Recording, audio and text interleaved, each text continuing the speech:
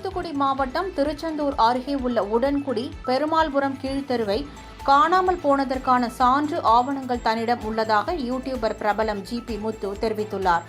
கடந்த சில நாட்களுக்கு முன்பு பெருமாள்புரத்தில் உள்ள கீழ்த்தெருவை காணவில்லை என தூத்துக்குடி மாவட்ட ஆட்சியர் அலுவலகத்தில் ஜிபி முத்து புகார் அளித்தார்.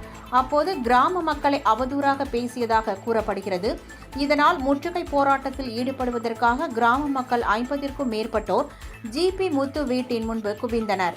கோவில் பணிகளை தொடங்க வேண்டும் என்று ஒரு தரப்பினரும், கோவில் பணிகளை தொடங்கக்கூடாது என்று ஜிபி முத்து தரப்பினரும் கடும் வாக்குவாதத்தில் ஈடுபட்டதால் பெரும் பரபரப்பு ஏற்பட்டது.